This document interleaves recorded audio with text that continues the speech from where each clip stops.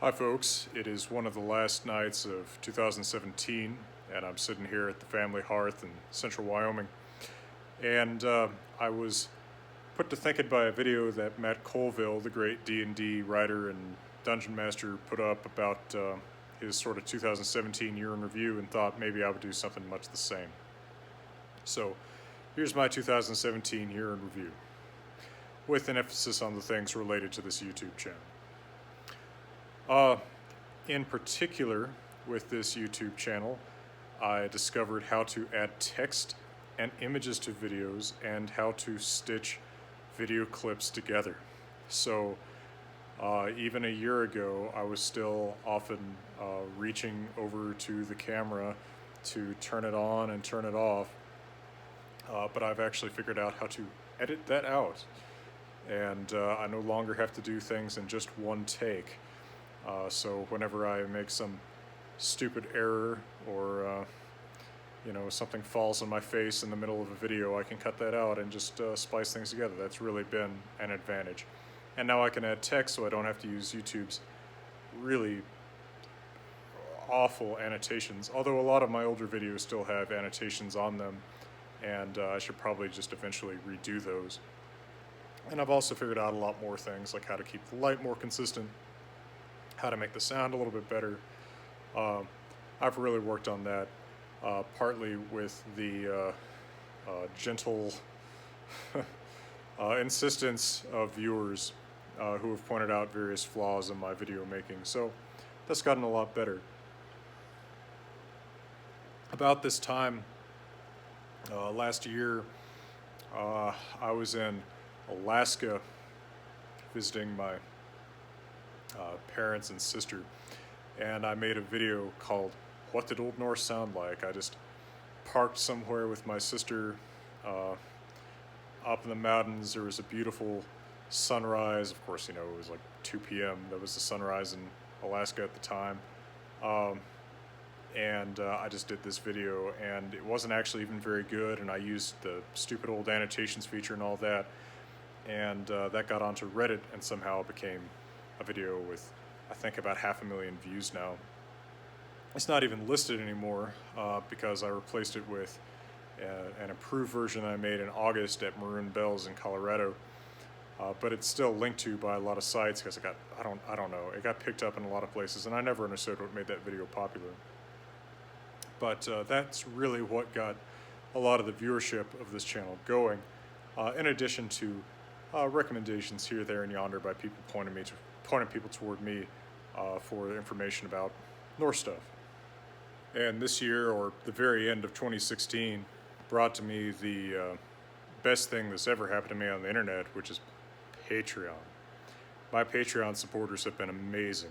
There are several hundred people now who donate typically just $1 a month, but it helps me so very much in just keeping going by paying bills. I mean, the academic lifestyle is not one in which money flows that freely, and you're never sure, even with a permanent job, of just exactly how long things are going to keep going, and the pay is never exactly towering. So Patreon has helped a lot in making it worthwhile to keep this going. And also, I mean, in a sense, it sort of professionalizes this venture, right? I mean, I'm taking something that I paid, I don't even want to think about how much, in student loans to learn about, and helping me pay that back, in a sense, and also sort of pay it back in the social sense of, not hoarding this knowledge that often is desired by people outside the ivory tower, but very difficult to get outside the ivory tower. One image that I use quite a bit in talking about academics and the way that we often are very socially bricked off from the outside is, once someone has attained that level of expertise where they're sitting at the top of a tower, they don't want to go down to the bottom floor to let somebody in. All they want to do is associate with the other people at the top, or, if possible, somehow send a ladder down to somebody at the bottom to get them to sort of magically reach the top without going through all the intermediate steps. But you've got to let people in at the bottom You've got to help people along the intermediate steps, or people are never going to reach the top. They're never going to reach all this knowledge that you pride yourself on at the top, right? And to me, what's the point? I mean, I have said before, and I'll say again, I think YouTube might be around in 10 years in a more recognizable form than American universities are. So why not share the knowledge with people who want it, especially when there's so much bad knowledge out there on the internet.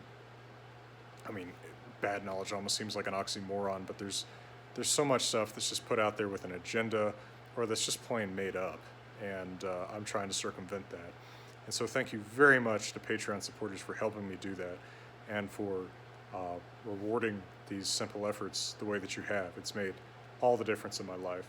And if I may single out a single Patreon supporter for a special praise, let me thank Kate Elliott way over in Rhode Island for all your help with maintaining the YouTube channel too.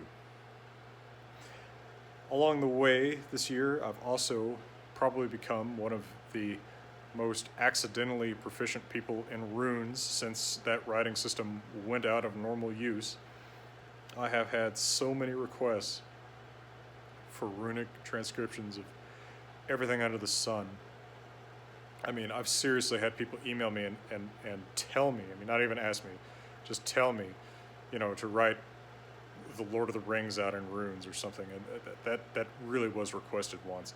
The person actually said, can you do the Fellowship of the Ring this month and the Two Towers next month? But anyway, in the process of doing these runic requests, of course, I do them for Patreon supporters and very occasionally on a paid commission basis for other people.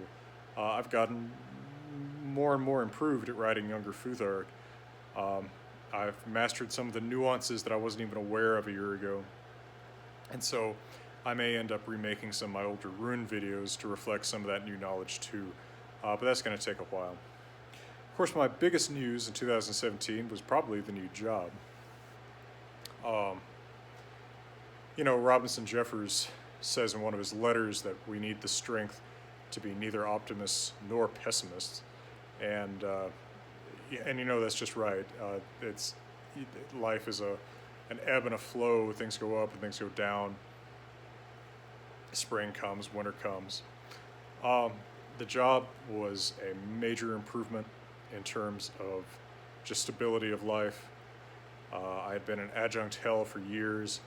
I had had 3 one-year positions at UCLA, and then I was out of academia for a year, and then 2 one-year positions at Berkeley.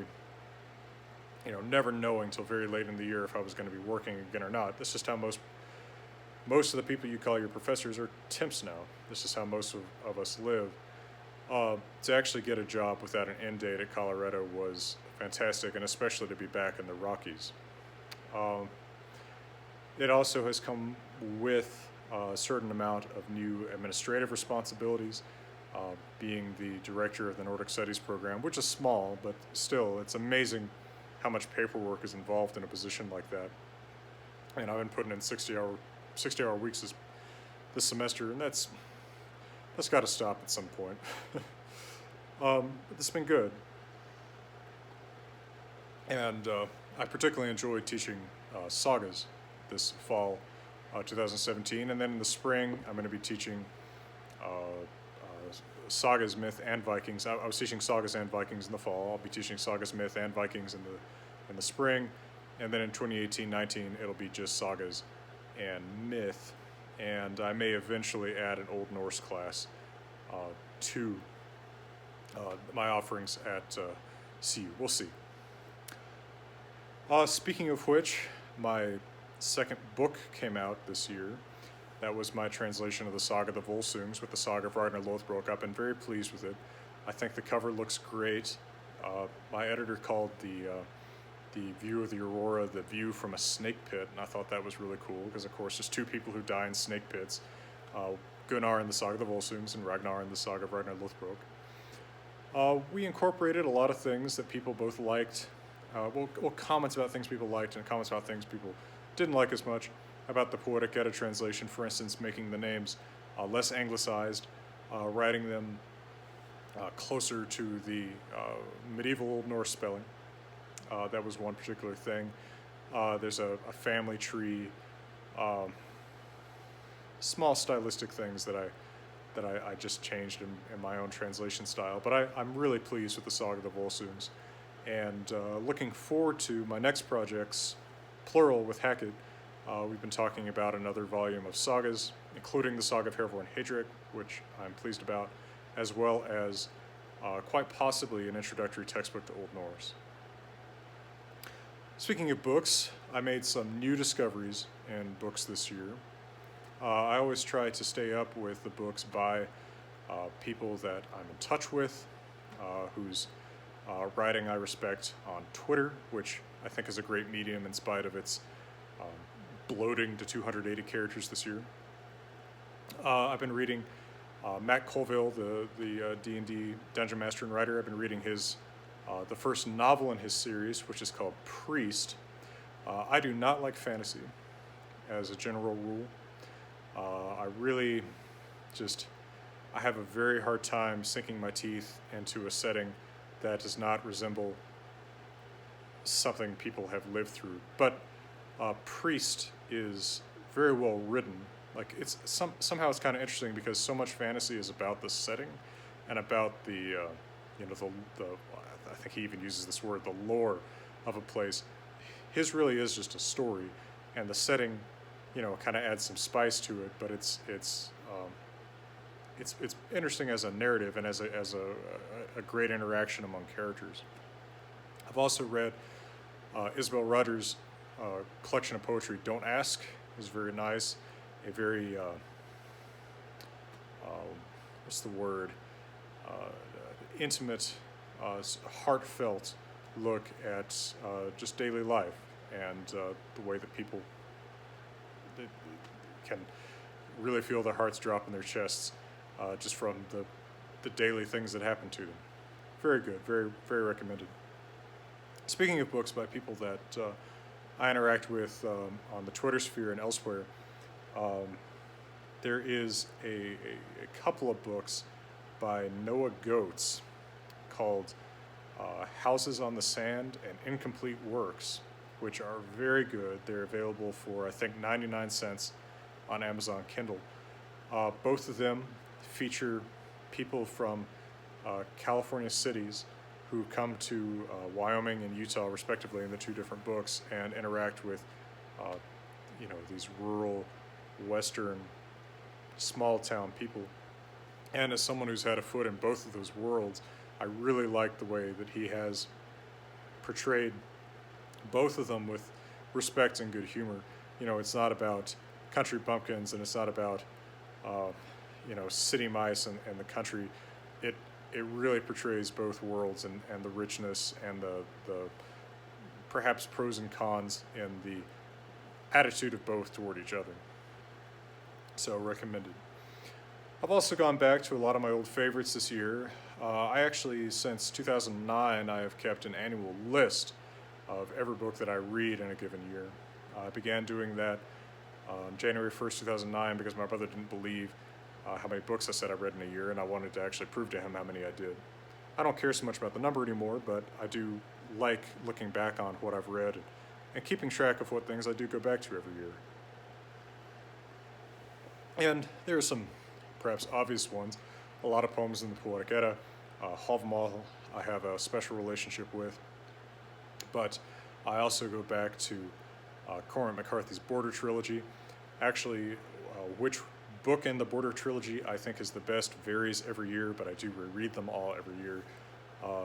For a long time it was The Crossing, but in the past couple years All the Pretty Horses has stood out the most. It is weirdly autobiographical for me, obviously not in the sense of going to Mexico on a weird adventure, but a lot of the tone of it, a lot of the sort of relationships in it are that really speak to my life and how I've gotten through some of those challenges of my own. I also enjoy, of course, the works of Robinson Jeffers, particularly the long poem Cador, which is available in the anthology The Wild God of the World, edited by Gelpi, which you can find easily. There's also the poetry of Ólafur Helga, and of course I maintain a Facebook page for Olafur Hauge that's popular in Norway. I go back to Lonesome Dove. I go back to The Virginian. I go back to the outlaw Josie Wales, oddly enough. Perhaps not so oddly. I go back to Ecclesiastes. There's a lot of books that I return to year after year. And also in the nonfiction realm, I often go back in language history to a couple of titles, including Nicholas Osler's Empires of the Word, an amazing history of the way that language communities have shaped the history of our planet. And I go back to Benjamin Forson's Indo-European Language and Culture, just to sharpen up my grasp of Proto-Indo-European and the basic grammar of the different branches of the language family. It's fun stuff. In stuff this year, be warned, this is where I am most a redneck. I have been very pleased to get into a new outfit. I've got a 2017 Bighorn Ram 1500. Very nice, very pleased with it. It really handles everything I needed to. It's been a big step up. I was hurting for wheels. My old used vehicle was ending its usability. I got my first Glock. I've been a single action person forever, but I had to admit when I shot my first Glock that I liked it, and I've continued to like it, so who knows what that's the start of. I actually got my first gun ever back. My sister had been keeping my old, well, it's actually a 1966 Centennial remake of the old 1866 Yellow Boy by Winchester. It's a lever action 30-30. It's really cool. We've been separated by many states for a long time now, but she brought that back to me. She had it in her keeping while I was in various states that made it harder to have such things. And let's see, I guess that's my stuff review for this year. Still very happy, of course, with my Stetson hats. My 4X from the San Angelo collection has remained my favorite since I found it in 2016, although I have several others. And, well, I hope this somewhat relaxed review of 2017 has been, if nothing else, relaxing for you.